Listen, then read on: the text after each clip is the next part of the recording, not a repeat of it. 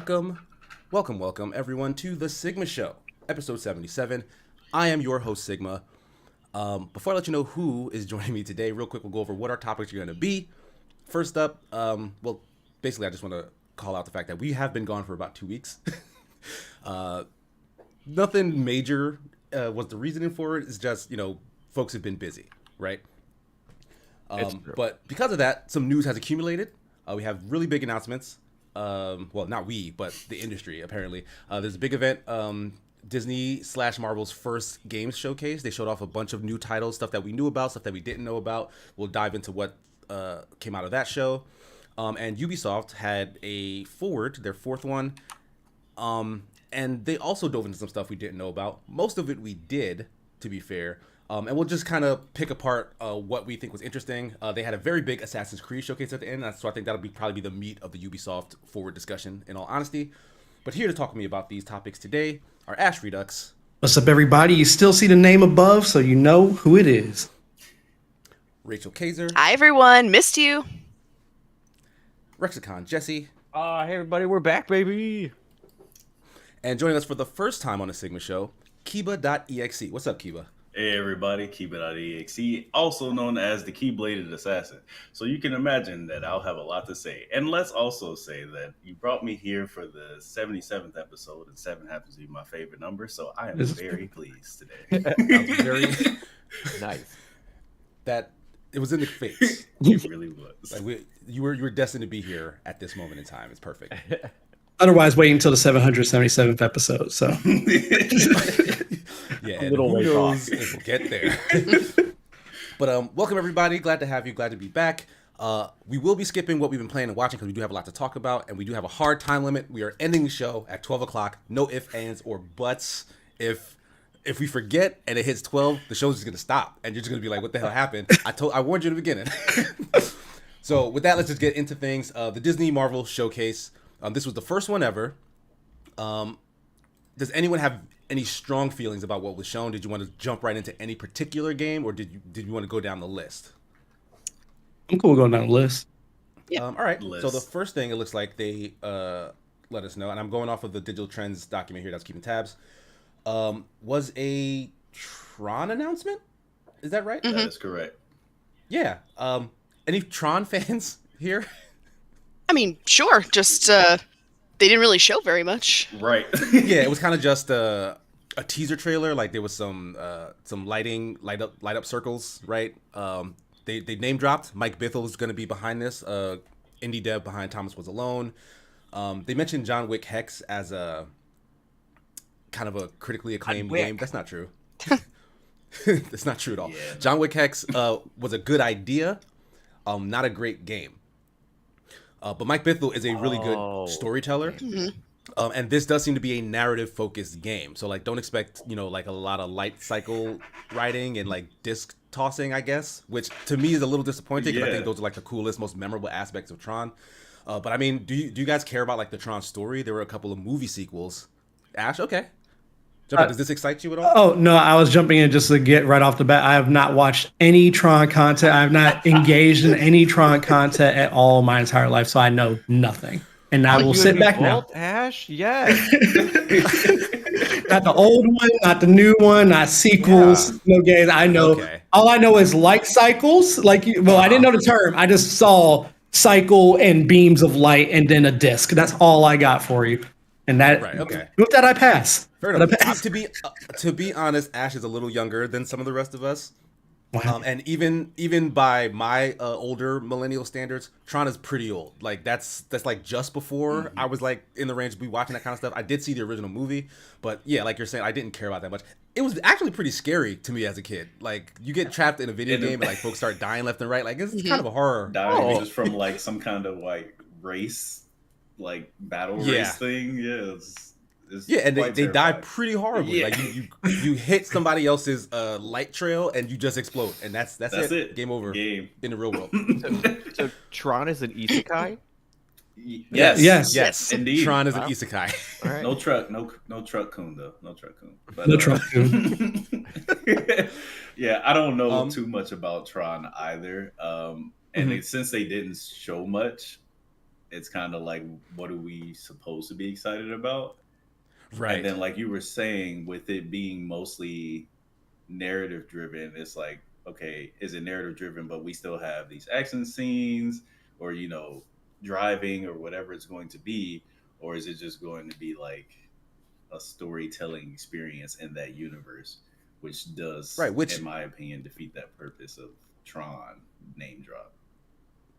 yeah, and that doesn't necessarily mean that that's a bad thing in my mind. It's just I can't imagine who would be excited for that as an announcement. Yeah. I'll just say, I mean, it's not that I'm a huge Tron fan or anything, but I Mhm. have seen a lot of the material. I've, watched most of the movie. I've watched two of the movies, and I've seen several of the games, and I will say, the only thing I'm curious about with regards to Tron is if we're going to make it yet another story where a real person, a user, enters the digital world. I would actually be curious to see a version of it where we just explore the digital world without there needing to be a smelly human involved. No offense. Okay. No, I mean, we're all humans here, but I don't think any of us are taking offense to that comment. But no, that is interesting. You guys all remember that old cartoon reboot, right? Yes. Yep. Oh yeah. It was essentially that, what you just described. Yeah. It was about the daily lives of like a bunch of computer folk, Mhm. right? So like, yeah, I don't think I'd be mad about that. Yeah. Disney has been trying to resuscitate this franchise for a very long time now, though. Like, it seems like they keep swinging and missing. So Yeah. I don't know. This seems like a safer way to try and get some interest around it. Like, hey, let's just make a video game, give someone who's good at making video games the reins, and see what comes of it. Like, it may turn out to be like a big surprise hit in that story-driven gameplay department. So I mean, we'll see what comes of it. They're basically doing what they did with the Marvel movies, don't you think? They're basically like taking these small IPs, these small chunks of IP, and giving them to auteurs and saying, Right. "Here, do what you wish with them." And the director's like, "Hey, cool. I'll make a fun game out of this property that you otherwise probably wouldn't be interested in investing money into Right, which you yeah. probably wouldn't be interested." So, grammar problem. So I mean, if you're like a Mike Bithell fan, which I know a lot of folks are, like they'll probably be paying attention to this. If you're like a really big Tron fan, I don't know where you are, but if you're out there, they'll probably be paying attention to this.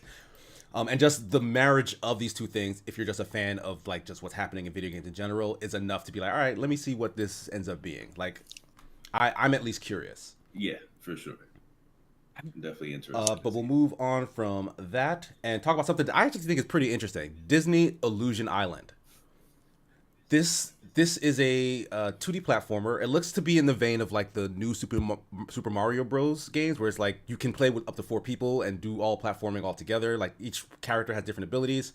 Stars Mickey, Minnie, Donald, Goofy, and they're in a 2D animated world going through some sort of adventure. And it's the same art style as the most recent Mickey Mouse cartoon, which is kind of slept on. Like that show is actually pretty funny. And this just seems to be like an episode of that you get to play. And it's from the same dudes who did the most recent Battletoads game, which is also like actually surprisingly good. It had really funny cartoon elements in that. So this seems like a really cool collection of ideas and developers. So I mean, what did you guys think from watching the trailer? I'll be honest. I honestly really didn't like the new Battletoads. And I was like, You did not like it, okay. Yeah, I was like, oh, side scrolling, like, oh, that could be cool. And then I saw it from the developers of it, and I was like, well, I'm probably good then. Like, it wasn't a bad game, but I thought it was. I don't want to be mean. I thought it was basic in like playing it. Ooh. It didn't really have anything fun or like, ooh, this is a nice little twist on it. It was like, here's kind of a bare bones thing, and then the story was actively agitating. Did not enjoy it. Like the humor didn't hit for me. The story didn't hit. Like nothing about it really sank with me. And I understand that's part of a me thing. Like it's not like, oh no, this is universally bad and everyone should hate it. You liked it and that's great. Like, Yeah, I liked the stuff that you're saying you did not like. Totally fair. Yeah, like, and I had played Streets of Rage 4 not too long before that, like a couple of months before, and I loved that. I thought the story worked really well, and it was super basic. I thought the controls and the gameplay worked really well, and it was like on par with a beat 'em up, and that just felt like it lacked in every area compared to that, which is another modern release of an old franchise. Okay. Fair enough. That was a fair assessment. But I mean, this is a genre switch. This is no longer a beat 'em up. It's a platformer, and the new Super Mario Bros. Platformers are good platformers, kind of, except for the fact that there are 4 characters. Like, I know that that's the whole draw, but honestly, it is infuriating to play that game with more than one character on screen. Like, you constantly bump into each other. I don't know if that's a thing that they're aiming for in this, but I think they were going for that in the Mario game. Like, they wanted it to feel chaotic a little bit because there's some fun to be had in that. I just get frustrated. Like, when me and my son play that game, he laughs so hard when he actively kills me. And I'm just sitting there upset. But I don't know. You're raising him right, Casey. Way to go. But I don't know. This is a platformer. Like, does that change anything in terms of like your anticipation? Because like all the art, like the 2D stuff, all the art looks great to me. And honestly, the little bit of the cartoon stuff they showed in the trailer also was hitting. Like, that seemed funny to me, and that's more in line with like the current cartoon that airs. I can't remember the name of that actual show that has this same art style. Do you remember, Kiba? No, all right, I'm gonna look it up real fast. Yeah. Anybody else like interested in this or curious about it? It definitely looks fun. Yeah. Yeah. It looks like an enjoyable experience, and it's very. I won't say pretty, but it looks very nice, appeasing to the eye. And like we were saying, like, it seems like there's fun to be had. I do wonder, like you said, if it's going to be chaotic or something like that. But it definitely seems like a family or couch sit down experience. Like, this is not meant to be played alone. Right. And that series is just called Disney Mickey Mouse. So there you go. There's a lot of Disney Mickey Mouse shows too. That's the worst part. What a naming convention we have created. Well, credit to Disney for not being necessarily not playing it too safe with regards to what they put their headline character in, because they've, at least as far as video games are concerned, they're willing to peddle Mickey into like whatever weird video game, like they Kingdom Hearts. Let's talk about that. Yep. And I mean, I should say, let's not even begin to talk about that. And Epic Mickey, those kinds of games. And now we've got, I mean, a cute platformer is relatively safe, but at least they're letting somebody else do it and like try it with a different art style. So I respect it. Right. And Okay. to be fair, it's an art style that Disney has already okayed because it's the current show. So like, they're perfectly gonna be fine with that. But like, yeah, like letting someone else basically use it to tell whatever story they want to tell. I wonder if they do have like writers and animators from that show helping D-La Studios. But I don't know. We'll find out maybe. What do you want to add, Ash? So I was gonna say, when I looked at that trailer, I got very heavy Rayman Legends vibes from it. Like, looking at how it's going as a platformer, which is funny because, and I'll wait until we get to the next game to fully bring it up. But it's funny that now that I'm thinking about it, that it reminds me of Rayman Legends. I think it could be a fun, but just to stay on topic for this game, I think it'd be a fun experience. I probably won't get it just because the people who I would play it with, unless it has like online multiplayer and I can convince Kiba to get it with me, but he won't. But because the only people in this house, I mean, he won't. His backlog is immense. What was I saying? Oh yeah. Ash. Oh crap! Now I have to get it. Crap.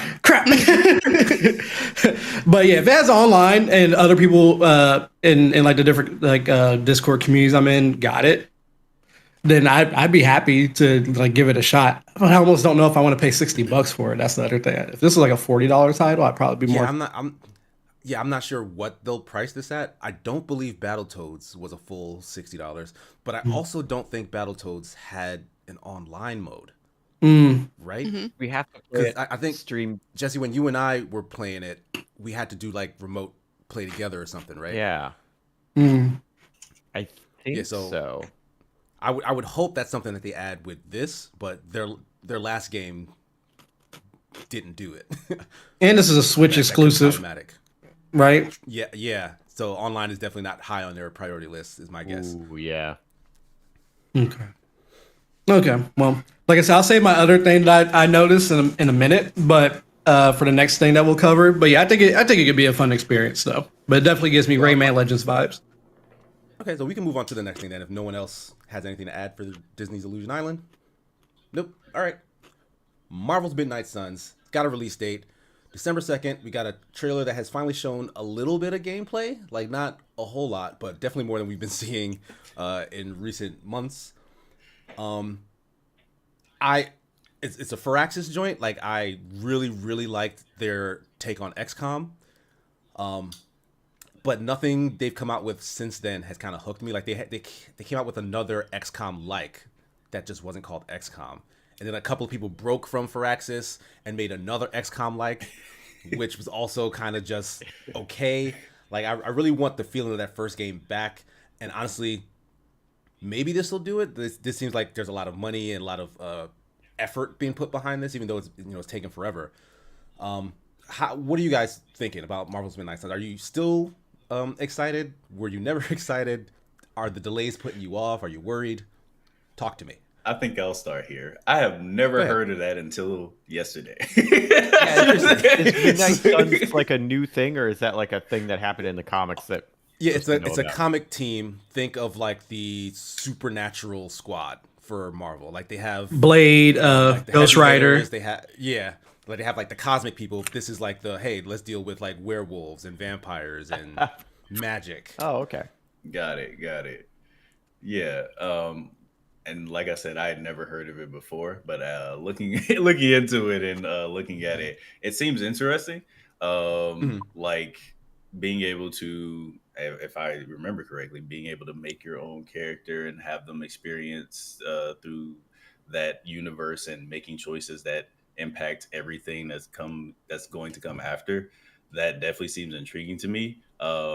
It does seem weird to me with the combat, and again, this is coming from a perspective of never hearing about this before. Whereas I was like, Marvel RTS, what? This just seems very odd to me. But I do like RTS games and things like that, so I was like, oh, you know what? This might actually be something interesting to at least try out. So with it getting release date, I have my eye on it, to say the least. I don't think it's an RTS though. Like it's turn-based tactics. Turn-based tactics. Okay, I apologize. It's also a trading card game. I did lower him a little bit, so hopefully that's better. I'm sorry. Tony A says, has anyone been excited about a Mickey Mouse anything since 1928? Aw, just because you're jaded doesn't mean the rest of us are. Not 1928. Jeez. I haven't been excited about much of anything since 1928. Damn. At old. I like Mickey Mouse. I think he's fun. Okay, I don't want to get too off topic, but I am curious on the subject. What do you like about Mickey Mouse? Because that's not a dig. I'm just curious because I can't tell you anything about him that I actually like, other than like he's very in everything. This definitely comes from some form of just grooming across my childhood. But like one of the first video games I ever played was a computer game in kindergarten, either kindergarten or first grade actually. We had computer class in first grade at a Catholic school, no less. But it was one of those educational adventure games, and it was all Mickey Mouse characters. So like you would like learn about letters, you would learn about geography, blah blah blah, and it was like Mickey, Goofy, Donald. Can't remember what it was called, but I loved playing that game. So like from that point forward, I was a Mickey Mouse fan. Like, doesn't matter what he's in, I'm gonna respect that he's in it. Fair, okay. Yeah. Regarding Midnight Suns, I'm sorry, I didn't know if we wanted to go talk about Mickey. You're fine. That is the actual topic. No, it's okay. Come back to our topic. I just want to say the roster a little bit of Midnight Suns confuses me. I don't know if in the comics Wolverine, Iron Man, and Spider-Man were in the actual Midnight Suns or not, but they seem a little. Yeah, I'm not sure either. They seem a little out of place. You've got Scarlet Witch, Blade, Ghost Rider, Magic. So you've got people who actually have mystical talents. And then you've got Iron Man, who bought his way in. Spider-Man, everyone's too nice to tell him to leave. And Wolverine, everyone's afraid to tell him to leave. So I was gonna say for my recollection, because there are actually a lot of members in the. I forget who's like the predominant one. Like even Satan is in Midnight Suns. Yeah, like I think the traditional team is like Blade, Morbius, Doctor Strange, Ghost Rider. Those are like the main people I remember being in Midnight Suns. But I do think I don't remember Wolverine or Spider-Man. I mean, there's a good chance they just want some star power in this. Yeah, Scarlet Spider was in it. That's the closest. Dana Spider-Man that was in there. She was in it.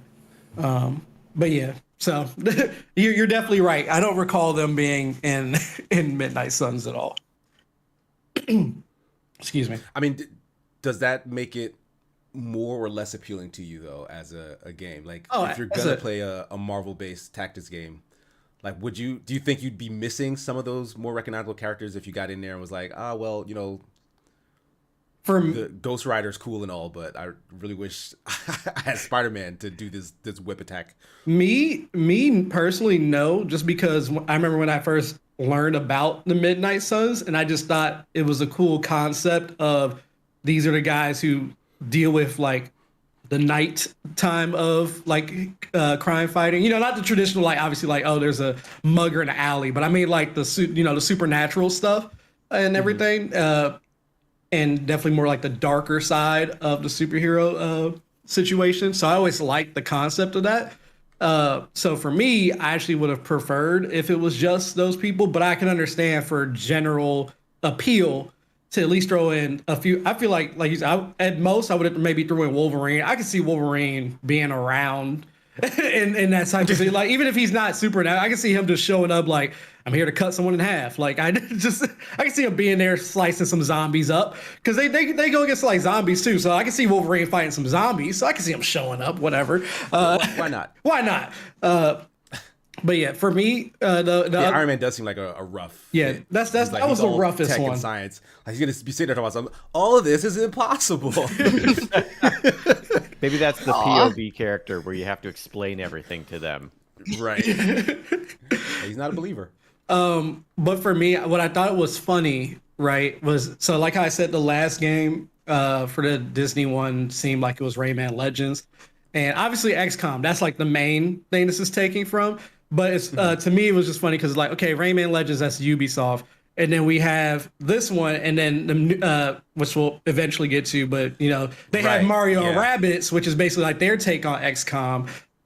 Which is funny because even the creator for XCOM, I remember reading this article that I found recently, but it's an older one. It came out like when the first one came out for Mario Rabbids, but it literally was like Mario Rabbids inspired the creative director of XCOM to reevaluate the genre. That's literally, now obviously that could be, you know, a little clicky, try to get you, but it actually was talking about how he was like, yeah, no, I really thought how much he enjoyed Mario Rabbids as an XCOM like style game, and he was like, "Yeah, I'm gonna have to really look at this and reevaluate what I think." So the fact that it did that, so now I'm like, are they really copying XCOM, or are they over here like Marvel's like, you know, Ubisoft's had a few of these properties that they're not really doing too much with. Well, I mean, Mario Rabbids they are, but Rayman, you know, is not really as big anymore, at least not from what I remember. So they're like, maybe we could take some of these Ubisoft ideas. And so I was like, it's kind of funny that 2 games in a row in announcements are like Ubisoft-esque to me anyway, because I never played XCOM, but I played Mario Rabbids. Ash, did you watch the Mario Rabbids part of the Ubisoft showcase? Yes, okay. I did. I'm just making sure. I don't want to spoil anything. No. I saw it. Yeah, and we will get there. We will get That's there. going to be our second topic. But yeah, I mean, anything else on Midnight Suns? Like, I'm a big tactics game fan, so I'm excited for that. Someone in the chat was mentioning that it's also supposed to be a trading card game type thing. I honestly think part of the delay was because of the reception to the idea that it was going to be a trading card thing was not great. So I think they've started to remove some of those elements from the game, in all honesty. So, yeah, the version that they showed just now there was not a card in sight, as far as I can tell. So there's probably something still in there, but they definitely didn't want to risk showing it off. Wow, that's But it's probably not what we're thinking when you hear like trading, not trading cards, but like, you know, card battler type thing. Like it looks a lot more like just a traditional tactics game. Mm-hmm. So I don't know. We do need to see more. I feel like that was a kind of stingy look at what they have. Yeah. But at least they have a release date, so hopefully we'll see a longer trailer soon. Right, and scrubbing through it, I do actually, because when you said card, I actually remember it. Yeah, there's like a 12 seconds in, they show Blade, and they show like 4 cards at the bottom, and they select from one, I guess, for their attack or whatever. So it seems like there's still elements of it lingering around, at least. But, Yeah, that's not surprising, because I think that might have been the core of what they wanted to change about the tactics gameplay, and then when they heard the backlash, it was like, oh damn, Okay. which is unfortunate.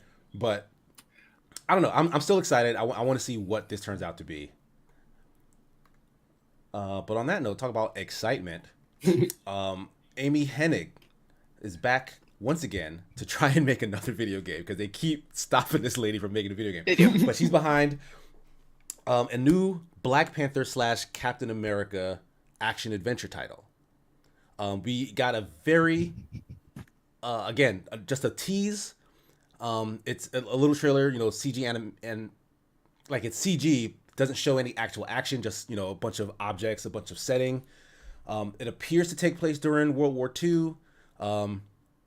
And it looks to be focused on 4 characters. One is Black Panther, one is Captain America, but one is a World War II soldier, and another is a Dora Milaje warrior. And that's kind of all we have. Like, we don't really know what this game is or what it's supposed to be about. As of right now, I want to field some speculation. Like, what do you guys think this is? How do you think it'll play? What do you think the story will be about? Like, I want to hear some ideas. Well, I mean, with the 4 playable characters, I'm kind of hoping that, you know, there's different styles of gameplay as well, because because the Dora Milaje woman, she's a member of, she's one of Wakanda's spies, so I'm hoping like we'll have maybe like a stealth character, and then you've got a member of the Howling Commandos who's, you know, probably more on the actual like action side of things. I mean, there's so many ways they could go about this, but I'm just like, I'm losing my mind over here, because I love World War II video games and in general, and also this is Captain America and Black Panther, 2 of my favorite characters of all time, and I'm just over here like just full on just like having a moment when I saw this. So this is probably one of the few times that we talked today that I'm just going to be like, yes, I'm genuinely excited. I'm not cynical, I swear. No, that's awesome. Spoiler alert: the next time the next part I'm going to be uncynical about will not be Assassin's Creed. Okay. Fair warning. I want to call out the fact that Amy Hennig is known as one of the original writers of Uncharted, like that series. She was tied to a bunch of other like Uncharted-like projects that just never saw the light of day for one reason or another. Like, she's had like a string of bad luck in terms of just being behind a title. I mean, with the way Marvel stuff has been going and in their games division, I'm pretty positive this game will come out. Like, I feel like it will, like, maybe it'll get delays, but this game will come out. I feel like it really will. But it's hard to say what the actual game will be, because like I highly doubt with the lineup like this it'll mirror Uncharted's gameplay. Like, I don't see how that sort of thing would fit, at least for like what Rachel was saying, like maybe for one of the characters, like maybe the soldier, maybe that could be a little Uncharted because it's like maybe third person action in it. But like, I don't know how you pull off an Uncharted-like game with Black Panther or Captain America or Dora Milaje, honestly. Like, in my head, I'm thinking it's going to be something similar to like maybe Gotham Knights. That's what I was thinking as well. If I could have my way, I would want it to be... And then, maybe this is going to sound a little reductive. Oh, okay. I kind of want it... Smash Clone. No, I would want it to be where you're either playing... And I think this ties into the story a little bit. I think Captain America and Black Panther are two sides of two different stories. So like, you'll be playing as, Black Panther and the Dora Milaje, or Captain America and the soldier, and either those will be co-op things where they can do different things in the same game, or you're playing as one and the other person serves some sort of support for you. Like maybe you switch to them for like specific missions, but you're mainly with the big name hero, right? Like that's my guess, and that would be something a little more unique than everything we've seen before. But based on how big this is, I feel like they'd want to go safe and just copy something that exists. And the closest thing to this are those Gotham Knight type games, like Arkham this, Arkham that. Yeah. So that's my speculation. Yeah. My favorite in the series. Arkham this and that. Yeah. I'm curious about where it would be in the timeline, because if I did look up who is going to be in the game, and the Howling Commando soldier is Gabe Jones, who was one of the one of Cap's support squad during World War II. And I'm kind of curious because ordinarily I would think his support character would be Bucky. So I'm kind of thinking like maybe we're going to see Captain America after Bucky disappeared, after he died, supposedly. Maybe this is a grief-stricken Captain America who, is really wants to end the war because it's taken so much from him already. And then you've got Azuri, who is T'Challa's grandfather. Maybe a young king trying to keep Wakanda out of the war. There's so many story possibilities here. I'm like, my mind is like full on. Like, I feel like there's just like going in all directions. Like you could go so many places with the story in a cool way. And I'm just being okay. I'm done. I gotta stop myself. No, I'm glad you brought that situation up. That these characters aren't, well, aside from Steve Rogers, but like these characters probably aren't the ones that like this isn't T'Challa's Black Panther. This is a previous king because it's set in World War II. This is a deep cut. Does anyone remember the BET Black Panther animated series? Yes. Yes? Yes. Probably if you showed it to me. that theme song was amazing. It was fantastic. This is probably one of the best Marvel animated things that exists, and I feel like almost no one has seen it. But that show has a scene like this where Captain America and a couple of soldiers show up to the borders of Wakanda. I can't remember the exact reason why, but I think they're like maybe trying to enlist their help. And, the Wakandans are like, get the F out of here. Like, we don't mess with y'all like that. And they fight. Like, they have an altercation. And that becomes like the basis for some later stuff that happens. Because the story does take place with T'Challa and stuff. But this was kind of an introduction to like what Wakanda was and its relationship with like the rest of the world. So like, I would love that's a core part of the story in this, is that tension between Wakanda, which is this isolated nation that could help probably end the war, and maybe Captain America is trying to beat on their front door and saying like, hey, can we get some assistance here? And they're like, why? Like, y'all are just as guilty for this thing and that thing as these guys. Stuff like that. I would love them to dive into something like that. And Amy Hennig is the kind of writer who I think might try. I'm just curious if Disney would give them the green light to get that political. I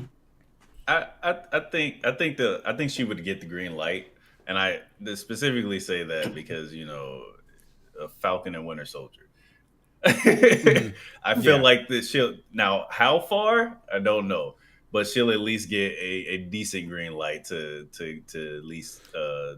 No, that's a good point. Yeah, because they started opening some of those doors on that show. Yeah, and traditionally, video games get a little more freedom when it comes to that sort of thing. Exactly. Like, because they tend not to consider it, even though it's supposed to be in universe canon, blah blah blah. They'll be like, oh, it's fine, do whatever you want with that. Right.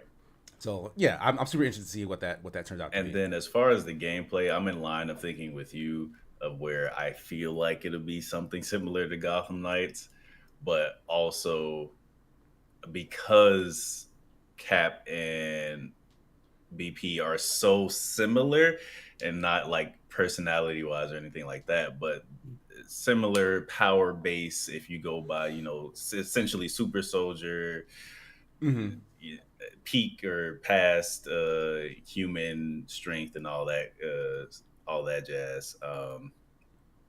They would play similarly. I say play similarly. Obviously, there's like they definitely have some differences, right?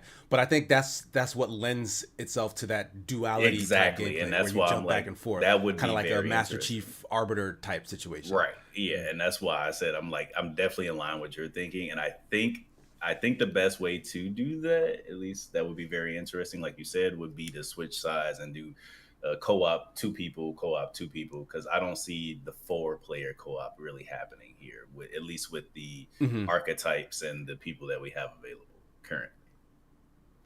I agree. But any other thoughts on this before we move on Uh, to the last thing that they showed off? I'll say I don't really have any love or nostalgia for any of these characters, old or Mhm. new. But I am very excited for Amy Hennig as a head writer, and that makes me interested in it. If it is couch co-op, that could be cool because I like games like that I can play with my partner. So that would be cool too. But yeah, if she's writing it, I'm interested. Fair enough. So yeah, with that note, let's get to our final topic from the Disney show. Niantic's Marvel World of Heroes. No, This is essentially Pokemon Go, no, but set in the Marvel universe. no, No, In nobody's agreement, into this idea. No. no. Mm-mm. I can't see what. Like, how do you get people to walk for Marvel characters? No. We're Does trying so anybody- hard to hit to make that capture that lightning in the bottle twice. Yeah, Does anybody remember the Harry Potter one that came Yep. out? yeah. Yep, That's no longer around, right? And that was I don't Niantic, know. too. it's not. It's not. So that even was a yeah, giant failure. I, And that's They Harry failed to Potter. make it a game. Like in that one, what were you looking for? Like Horcruxes or something? No, you were looking for like I don't know what the hell you fairies look for in and Harry Potter. learning Magical spells. creatures. Yeah. Magical, Oh, because this was okay. when the Fantastic Beasts were coming out. Gotcha. The Fantastic Beasts films. So that Yeah, one you were captured learning more of spells Pokemon and- Go than anything too. Yeah. Looking for creatures. But I mean, yeah, but you don't have anything as enticing to capture in Harry Potter world as a Pokemon. You got to get it. You got to catch them all. It's the whole Gotta. thing. you got to. So I don't know. I'm trying to I'm sure Marvel's like, oh, look what you did with Pokemon Go, do that for us. And it's like, how? Like what is the premise you would what are you going to be like? I'm assuming you will, take the power of some Marvel character, like you see in the thing, like someone is using like Doctor Strange's magic and someone's using Cyclops' eye beams or whatever.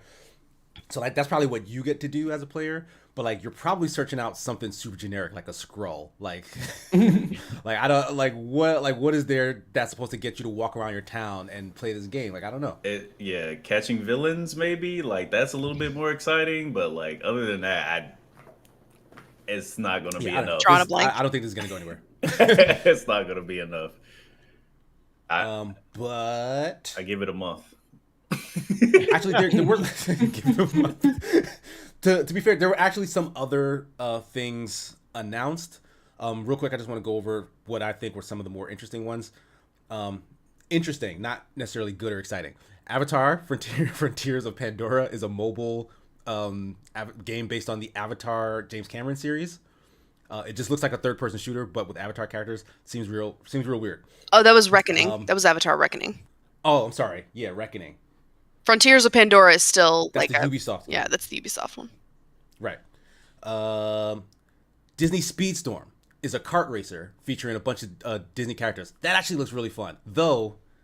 It was a CG trailer for the most part. Like it was like a high octane CG thing they put together. They showed a tiny bit of actual gameplay at the very end. But I am excited for the prospect of a Disney themed kart racer. I'm on board with more kart racers. What else was on here? Disney Dreamlight Valley. I don't know. What? It's Okay. like a What is that? Like I've that seen the it Animal and it Crossing looks. yes. It's a like an kid's Animal game. Crossing esque Okay. thing. Yeah. I don't know if that's marketed at kids. I think they want to capture like adults who want something chill. And to go through their favorite Disney universes and help their, people. Yeah, like they want. Yeah, it's there's a whole section of genre of games that are about like just low stress, low stakes. Like let me just collect things, let me talk to characters, interact with this and that. I think that's what they're going for with that. And like this doesn't seem like a children's tie-in cash grab type thing. It seems like they've put a little effort into it. So I'm really curious to see if this actually does take off and become like a thing that folks get attached to. But other than that, I think that's pretty much it. Any other lingering notes on the Disney stuff before we move on to the Ubisoft forward? No, sir. No, all right. Well, let's get into it. Roughly 30 minutes left. So they opened with Mario plus Rabbids, Sparks of Hope. Yes. Yes. But I gotta say, super impressive showing. yes. Like, I heard that the first one was good. It Never was. never got into it and played it because I personally am not a big fan of the Rabbids. Same. Like they're Understandable. They're a step above the minions, but the minions are in the bowels of hell. Oh my god. I hate those things. I don't hate the minions. So and I I can really understand hate the sentiment. Tell us how much you hate minions, Casey. Next 30 minutes, go. No, they're oh god, okay. That's a whole podcast topic is how bad the minions are. But the people love the first game. This second one seems like they really are expanding everything in terms of what a tactics game is, and I am kind of super into that. Like I kind of want to play it now. Like I'm real interested in actually going through those encounters because it seems really really fun. And they had the big surprise. I guess I'll let Ash go into that because he kept teasing at it last time. So yeah, I never got a chance to finish it just because of time constraint and my son taking my Switch. As you know, that's why I'm not on Super Smash Sunday. So him taking my Switch all the time, I couldn't play anything that was on Switch. So I didn't have time to play Mario Rabbids as much as I wanted to. But no, the game I thought was when I first saw Ubisoft had their hands on Mario in any way, shape, or form. I was like, what is happening? What is this? Like, and that was around the time when Nintendo really started like saying, yes, you can use our very well established, most prized IPs around that time period. And you started seeing them be a little bit more loose than ever. And I was like, what is going on? But no, and it was Ubisoft. So I was like, Ubisoft, don't mess this up. But they did a great job. This looks like it'll be more of the same and with more improvement. And I found that article I was mentioned earlier, and I just wanted to say from that part so from a developer of XCOM, he was like, I had many moments where I laughed out loud or felt a twinge of jealousy at a particular clever mechanic or felt that most coveted gaming moment. I'll get you pizza, baby. My daughter came downstairs asking for pizza. But yeah, so he was like, he literally said Mario Rabbids remind me of how much I still have to learn as a designer, although making XCOM is rewarding. There was so much in this game that he wanted to take into account when designing anything like XCOM in the future. And that I felt like go to show like Ubisoft stepping outside of their normal open world game conventions and actually trying something. I feel like they were actually really able to go and put a lot of love and care into making something like this. And I think they did a really good job. So I'm excited for this. And it looks great. That's all I got. It's because I'm going to go put this pizza in the oven. All right, go feed your daughter, Ash. But yeah, anyone else's takes on the Mario plus Rabbids? Like everyone's been saying, it seems like it's going to, like they're upping their production and just making the game a better game in general. And the first game and this game have all seemed interesting to me. However, for whatever reason, I really don't care for the Rabbids and would rather play a different type of a tactics game that doesn't include them. Essentially, like like they're like just other tactics games. What was the triple something that came out recently that had a weird name? Just triple something. Yeah, it was a weird name. I can't remember. I'm sorry. Triple stack. No. So. Okay. I might have to look it up. But like, I think the aesthetic is throwing me off. Oh, Triangle Strategy. There we go. Triangle Strategy. Right. Yeah. Thank you, Spaz. Exactly. Like that seems more interesting to me, and maybe it's because it's more serious or whatever. But I can't. I got to give this game its props for trying to go above and beyond and really make people rethink what a tactics game is. Right. Yeah. Like, just like you're saying, like this, like that's honestly what pushed me away from the first one is the fact that there were rabbits in it. Like, I just don't care about those characters, but I'm interested in this despite that because of how good this showing was. Yeah. As who doesn't really like tactics games very much. And I haven't played the first one, but this does look like the kind of game that if I wanted to, this is the one I would get. Because I need like a base level broken down kind of way to get into the genre, and this does seem like it. Baby's first tactics game. Yeah, exactly. That is my mental level on tactics game. You nailed it. Honestly, almost any Fire Emblem could be an entry level tactics game. Like, they're not super complicated. They're more story Really? based than they are. Oh. Yeah, like granular tactics affairs. Well, Unless you Rabbids choose has the been dethroned then. Thanks. everybody dies setting, you know. Yeah, that's the only thing is that you have to take care of your party because there's permadeath. Oh boy. That does actually sound pretty fun now. Uh-oh. We got him. Yeah, like I said, Jesse will be playing Fire Emblem before he knows it. We will convert you. I've also been told Valkyrie Chronicles, everything I've heard about that recently has made me interested in it, so maybe I'll be a real late bloomer. Yeah, that's in one the I've not tactics tried game. yet either. Me either. Heard good things. Okay. Anything you want to add, Rachel, before we move to the next topic? Nope, I got nothing. No? All right. Skull and Bones, another gameplay trailer. This has had some, I want to say ups and downs, but I'm not sure it's had ups, to be honest. Like, to be 100% fair. Ants. A train wreck, a shipwreck, if you will. Oh, yes. Well done. Yeah, honestly, this showing didn't do anything new for me. Like, the last time, they did a much bigger one a little earlier this year. Like, I want to say, like, maybe last month or the month before that. Yeah.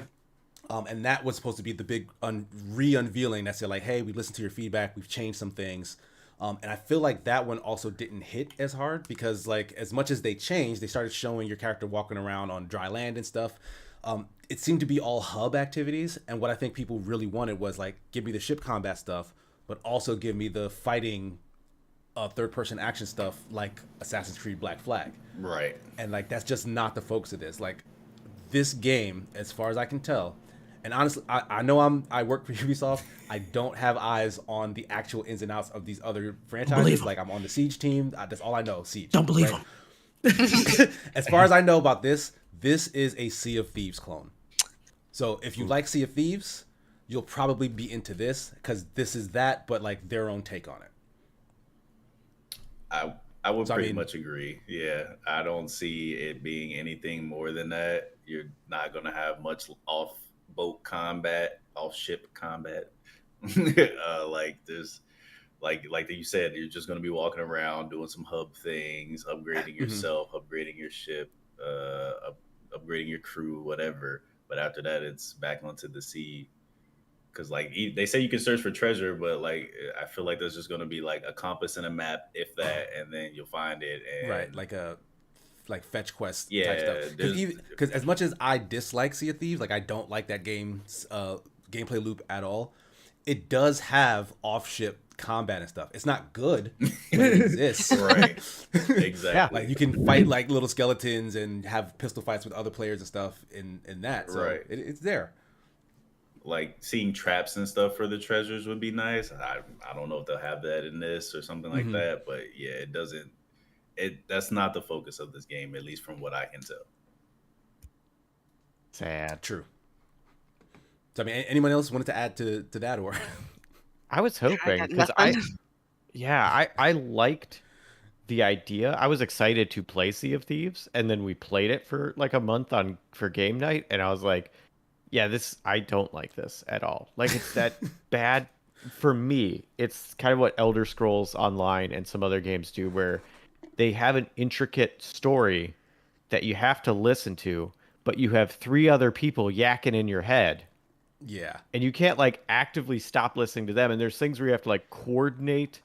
It's like, but if people don't have a proper role or they don't like pay attention, or like if it requires reading, and again, there's 3 other people yakking in your ears, it's not bad, but I can't read or pay attention while that's happening.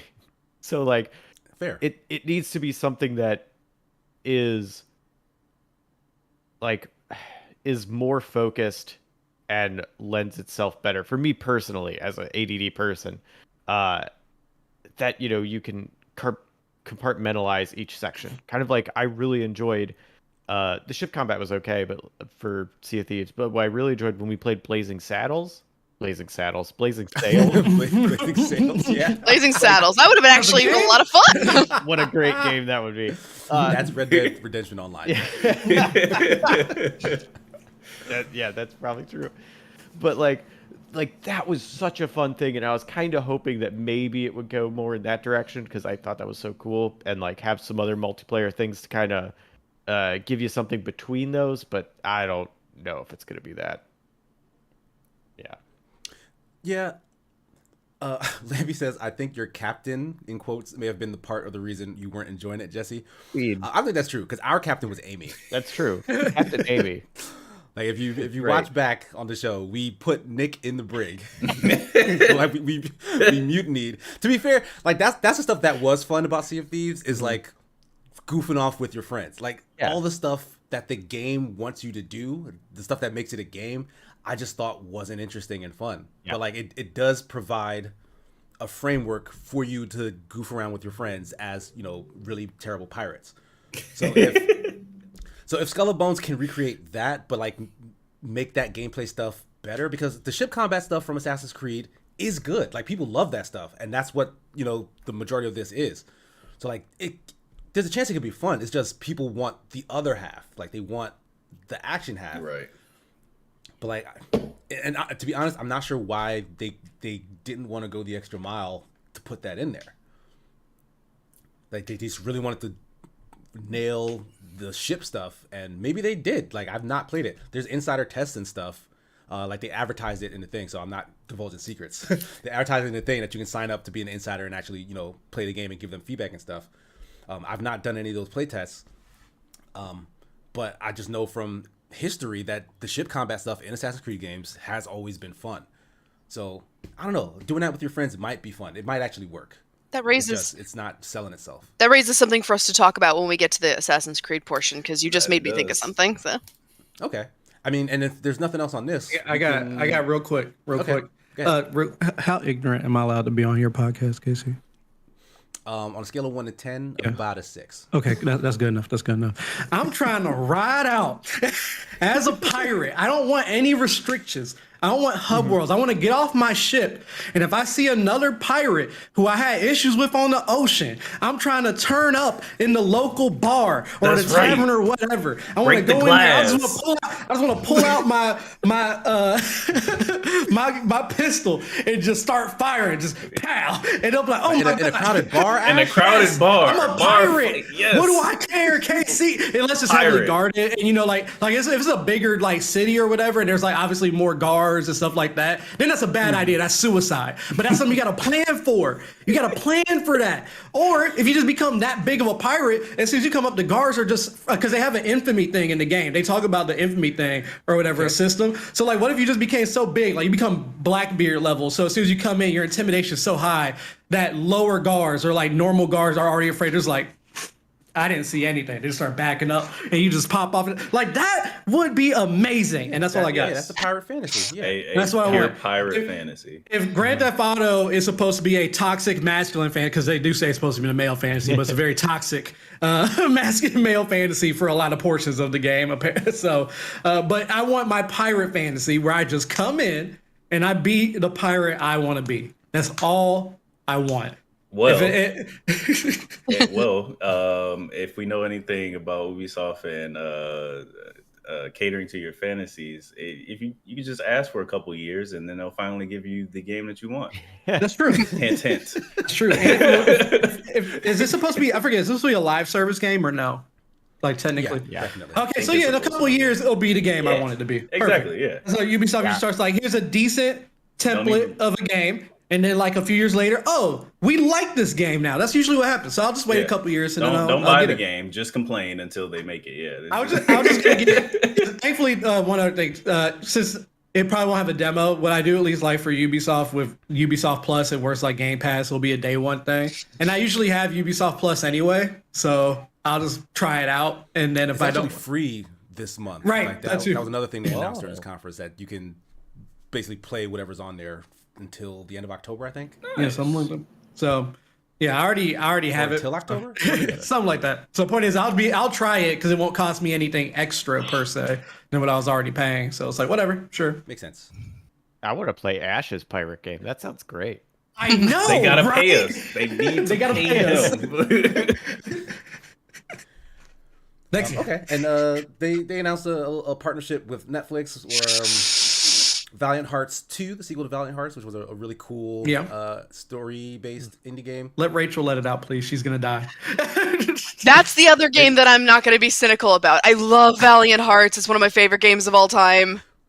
And I mean, I'm not thrilled about the fact that Valiant Hearts 2 is going to be exclusive to Netflix. I assume It's kind of exclusive to Netflix. sequestered behind the really hard to find Netflix games library. Right. But I have a find Netflix subscription anyway, so it's not like they're Right, making me so you can pay play it. into like an exclusive streaming service or something. It's not like I got to be a Ubisoft Plus subscriber or anything, so I can handle that.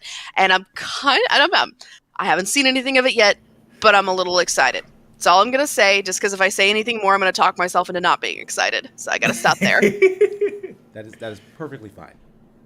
There's a Netflix And on game? that note, in terms of excitement, the Assassin. Oh, I'm sorry. What were you saying, Jesse? There's a Netflix game service. What? Yeah, Exactly. exactly. We'll Exactly. educate you later. It's all mobile, I believe. Oh, okay. Yeah, like it's when you hear Netflix games, you're like, oh, cool. Maybe I can sit on my couch and like thumb through. Yeah. Like the old Bandersnatch days where you 2 or used to something. rent, right? Yeah, because they have interactive stories like the one the New Day and the Undertaker did, and like You Wild with Bear Grylls. Like those Yep. are fun. They are fun. They're a lot of fun. Unbreakable Kimmy Schmidt had its finale be an interactive story, and that was a lot of fun. Oh, and Battle Kitty. That's Like another its finale was just you got a choose your own adventure, and you got to see multiple endings for a really fun show. But you got to go to your phone. Like I don't know where you played Valiant Hearts 1, Rachel, but I'm assuming it was not your phone. No, So It is. It was on mobile though. I think it was. Yeah. So. but it was on other platforms as well. But Ubisoft dedicated the last 30 minutes of their conference to just Assassin's Creed. And it made sense because there was a lot of Assassin's Creed news. Some might say too much Assassin's Creed news, but I don't know. We'll get there. Ubisoft announced what was already leaked, Assassin's Creed Mirage, which is a new stealth-focused, let's say traditional Assassin's Creed focused game. Oh, nice coin, Kiba. Focused. It's a side character from Valhalla. Odyssey? Valhalla. Yeah, there you go. bummer. Side character from Valhalla who's getting his own spin-off game, and it takes place in Baghdad. That's right. Which is kind of similar territory, similar region to the first game's area. So it's a really nice callback to that gameplay because it's also like a similar setting and whatnot. So I find that to be interesting. You want to say something, Rachel? I didn't want to interrupt you. I'm just, as you're saying this, I'm just remembering like that whole conference. Was I the only one who found it a little insufferable? Because it's like that time when you're at work and you come up with like a really great idea or something, and your boss is like, "Nah, I don't know about that. That's no good." And then like 5 months later, he comes back and is like, "Hey, everyone, I've got this great idea," and you're just like, "Really?" And that's kind of the whole deal that I have with Assassin's Creed coming out with like a stealth narrative, parkour assassination stealth game, and they're like, for the last like however many since Assassin's Creed 3. People have been saying, like, no, we don't really want open world exploration collectathon games. We really want this to be focused on parkour and assassination and stealth. And Ubisoft, I mean, no offense to Casey, but I'm just going to say it. Ubisoft has been blowing us off this entire time. Like, no, the kids like open world action games and all that. And finally, now they're coming back and being like, oh, by the way, guys, look how cool this is. We're going back to the series roots and making a stealth parkour assassination game. And we're just sitting here like, you're acting like you're doing something revolutionary here, Ubisoft. Yeah. We've been telling you to make this game for over a decade now. I will argue that Unity was very parkour and stealth. That is true. They've kind of been Unity dipping back into that. Yeah. But They did a little bit with that was- Syndicate too. A That little was bit. kind of I like they Syndicate a gave lot. you Syndicate one felt a twin lot to do like- it with, and Yeah. I'm sorry. Okay, I'm gonna get this out now. I do not like Syndicate. I think it is the worst game in the series. That's just me. Everyone is can totally disagree, but That is false. I think it is the worst game in the series. Worst main game. Fair. Sorry, I interrupted, Casey. Go on. No, I think he's wrong. But I'm okay with being wrong here. but no, okay. So we got to Mirage, which was announced. They also announced a mobile game, Assassin's Creed Jade, set in China. They announced two. The second one is unnamed, apparently. Right. So yeah. I guess it's not really announced. That's fair. Well, I think the second mobile game is the one they're doing in partnership with Netflix. Yes, that is correct. But we also forgot to mention that they're doing a series for Live. Assassin's Creed. Yes. Nobody knows anything about it, so Yeah, Oh, are they? But yeah, so that's the thing that's happening. But Yeah, Well, they're doing I a guess we'll come live back to that at action some point in the future. series based off the game, apparently. but so yeah, Better than the movie. the mobile game is set in China, which is a really cool setting. The only other China setting was for a side scroller that they did called Assassin's Creed China, I believe. Assassin's Creed Chronicles China. The Chronicle series. There were like 3 of those Correct. that were Mark of the Ninja style games. Like, so side scrollers, like you did stealth, you did assassinations, whatnot. I only played the China one, and it was fun. It was a really cool story because it ties into a character that was in an animated movie For Embers, that yeah. basically finishes Ezio's story. It's beautiful. Assassin's Creed Embers. I I believe cried. It was called. Yes. Yes. No, It was very cried. good. It's it's that Preaching to the good. choir here. It's very good. Assassin's Creed Embers is that good. Wow. But like, yeah, you meet a character there, and that character is a star of Assassin's Creed China, so which is why I sought out and played that game. It's for that reason. Yeah. And it's okay game. But this one is set in China with a new male protagonist. It looks like It's a Create your own customizable. character. Yeah. Oh, create your character. customizable. Okay. Yeah. They're really gunning for the Chinese mobile gaming market. Yes. I'm just saying. Like the fact that this is mobile, the fact that it's set in China, that does seem to speak directly to the interests of a company, and we have not talked about this yet. I don't know if I want to talk about this, to be honest, but the fact that Tencent has invested more money into Ubisoft than it has before, that's a whole other thing. We can avoid that Tencent. topic if it's uncomfortable. That's a whole other thing. But what I will say is I do like the fact that it's not like a traditional mobile experience. Like, it's not like they put the license on top of like a match 3 puzzler or something. Like, it is an open world action adventure game at the very least. So I'm curious to see how that translates to a mobile device, even if I don't, like play through the whole thing, because I likely won't. Right. Agreed. Yeah, like me. But again, that doesn't have a release date either. Right. Me and Ash said we're at least gonna play it, whether we finish it or not. We at least gotta try it. But like, it's like how like, what are the requirements of your device to play this? Like, will I have to keep my phone charged? Will I have to like take off my case so it doesn't explode? Like, what's the intensity of this game on my phone? Like, All fair questions. That in-engine footage wasn't bad to look at either. It's not bad, yeah. Yeah, so I was like, okay. I'm glad that they showed at least a little bit of what it'll actually look like for in-game footage. Honestly, I probably will emulate it on my computer and just play it there when I try it out instead of doing it. I mean, I don't want my phone to be super hot and make the battery life be less. The longevity of my battery does not need to go down from overheating. I refuse. But yeah, continue, Casey. Go over the rest of the stuff so we can. Because we only got 10 minutes left. Go. And we got to go talk about Assassin's Creed Red, which is Ubisoft finally going to Japan. Folks have been clamoring for that for a long time. Ubisoft straight up said they didn't want to do it. They're like, look, everyone does Japan. Like, why go to Japan when we can go to blah, blah. And honestly, I kind of agree with that sentiment. But now I guess they've relented and said, like, well, we'll just do what they want. But this will be a traditional big RPG, like Valhalla was before it. Anybody excited for this setup? Yes. 100%. Yes, of course. Still 100%. Still going through that history. Like, yeah, everybody does that area. Everybody does Japan, but going through the history, because that is one thing that Assassin's Creed does, is allow you to be inside that history and kind of learn something you haven't before. I do wonder, because of it being the open RPG, big open world RPG type, will they also start going to the mythos of that area?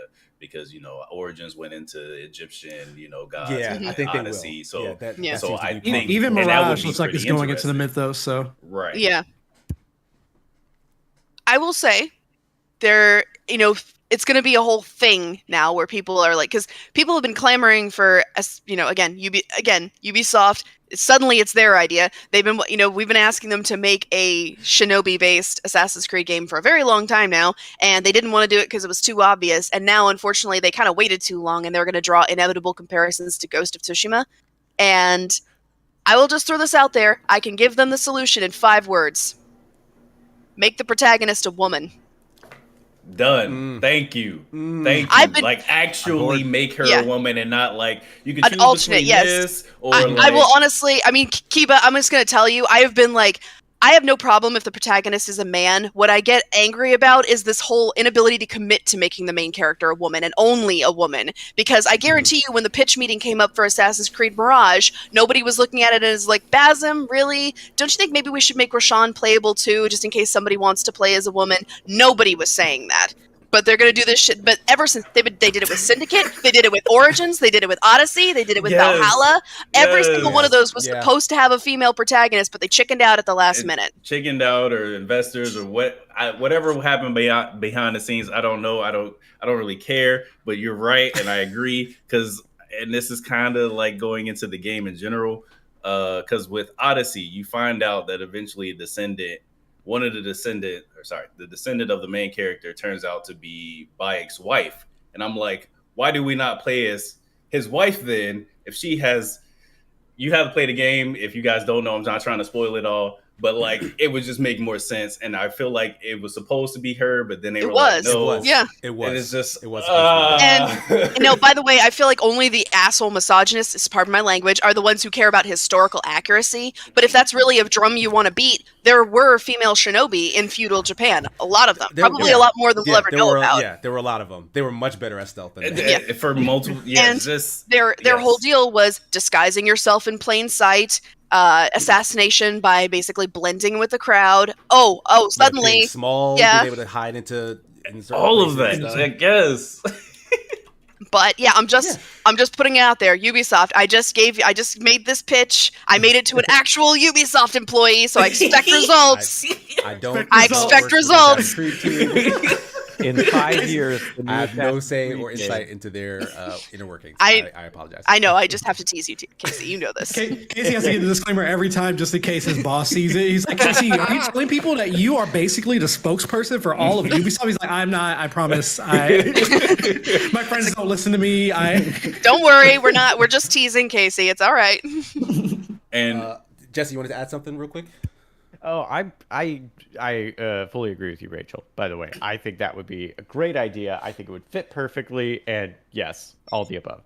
I do think, I think it would be a cool setting to go to as well. Like, they did wait so long that they're gonna have a bunch of other comparisons, but they could do something cool with it. It is a cool point in history. I would like to go through it. The stories within it could be really neat. And maybe there'll be mechs. That'd be cool. I'm on board. Why would there be mechs? Just because. Maybe. I will say just real quick, the feudal period is around the 1100 to 1300, and around that, word for it. Yeah, around that time, kind of in between what would be Valhalla and that game. The assassin, and this is slight spoiler again, the hidden ones kind of make a transition to the assassins between that period of time. So that would also be kind of interesting seeing how that gets played out. Nice. I'm really excited. And to close things off, no. I'm also very excited for this. But to close things off, they also announced Assassin's Creed codename Hexe. Yeah. This one seems very odd. We have no details on it really, other than that kind of short image that has what looks like a Blair Witch type, like a wooden, like it has to do with like maybe witchcraft or something. There's a theory. I don't think it's been leaked. I think it's more of just a very well propounded theory that it takes place during the German witch trials, because Hexe is German for witch. And supposedly it takes place in like 16th century Europe, so that would put it around the right time. I mean, that's a setting that I know that is, again, we all ask for really popular settings like feudal Japan and all that, but I kind of like it when Assassin's Creed goes to settings that aren't typically very well explored. That was kind of the deal with the original game. Yeah. What I wonder go ahead. I think that's actually really cool that they found a setting that was like super niche, and you can basically extrapolate upon it because Assassin's Creed is a giant freaking franchise. Like, so you're now gonna make whatever this thing that people didn't know about well known because you're choosing to focus on. They could do that with anything. I'm still waiting for like the Assassin's Creed set in like East Africa. Let's go. Let's go. Ivory Coast or some shit. I don't know. Ivory Coast. I love it. Assassin's Creed Ivory. I'm honestly gonna pitch that at some point if I get. I'm here. But no, like this is exactly the sort of thing that I love about Assassin's Creed, and we can spend like the last couple of minutes, I guess, just gushing a little bit. Like, it has been 15 years since Assassin's Creed came out. I'm a big fan of the franchise. Like, I was gonna get a tattoo of the symbol at some point. Never got around to it. But I don't know. It feels weird to maybe do that now that I work for the company. That You got does to get it on bring a your little ring finger too. dystopian. You'd have to. Like, Aw. But what about you guys? Like, what like we got like 2 minutes left, so we can do sign offs. But do your sign off, and then just let us know how you feel about Assassin's Creed in general. I guess. Ash, we'll start with you. All right. Be quick about it. I missed a lot of it because I was doing pizza stuff. I love Assassin's Creed. I was falling off for a little bit, but I still couldn't stop playing the franchise. It feels like I invested too much time into it, so I was like, I got to stay. I got to see where this is going. But I'm very happy with all the newest stuff. Mirage, Baghdad, Islamic Golden Age, House of Wisdom, continue. Next, Jade, mobile, I'll try it. Japan, yes. You're supposed to be signing off right now. Yes, I know. Infinity, Hub, sure, whatever. Multiplayer, standalone multiplayer. They talked about that. Nice. Right. Yes. And we didn't get to that. And Hexe, sure. I like the idea of being in a more thriller setting. And failing yes. the assignment. I'm sorry, I'm done. You didn't even sign off. in the end. Too late. Go No, ahead, go. Rachel. Read up. Go ahead, Rachel. Hi, I'm Yeah, Rachel that's it. Kaiser. I'm a writer at GamesBeat. You can find all my stuff on my Twitter account. I don't know if it's above or below me somewhere, but in there. But I want to say I'm cynical, I'm jaded, but I do genuinely love Assassin's Creed. I've loved Assassin's Creed since I was 17 years old, and I am probably going to keep playing it. So I look forward to seeing what comes. Even if I spit some vitriol, it comes from a place of love, a genuine love. I just want to put that out there. Thank you. Kiba, how about you? Pretty much the Find you? same How do you sentiment. feel about Assassin's Creed? Oh, I'm sorry. Pretty much the same No, go ahead. sentiment. Kiba.exe. It's literally in my name. Keybladed Assassin. It's just my thing. It's one of my favorite series. Just like Rachel said, like it even if I talk bad about the series, it's because I've been playing it since its inception. And like I want to see it do good because it does things so well. And I'm excited for everything they have. And you can find me pretty much everywhere at Kiba_exe because they don't allow you to do dots because they think you're hacking. And yeah, that's it. Nice. Rexcon, Jesse, where can folks find you? How do you feel about Assassin's Creed? I have only ever actually played Odyssey, which I loved and put probably 60 some hours into with my partner. The rest of them I played some of the original and didn't really dig it. But I'm excited to see where some of the series goes. And so I'm interested in it. Maybe I'll play it on stream. I stream on twitch.tv/RexconJesse. My handle is there for Twitter and stuff. And I have Patreon to help support me, which is Jesse Galena. All right, that's it. Nice. And as always, you guys can find me at SigmaGears9 on Twitch and Twitter. Join me on the Open Party channel later today for Super Smash Sunday at 2:30 p.m. Eastern Standard Time. That's going to do it for the show. Hope you guys enjoyed. We'll be back next week. See you next time. Bye. Bye. And that's at 12:01. So I failed. It's my fault. It's okay. my It's fault. okay. It's my fault. I'm sorry. Well.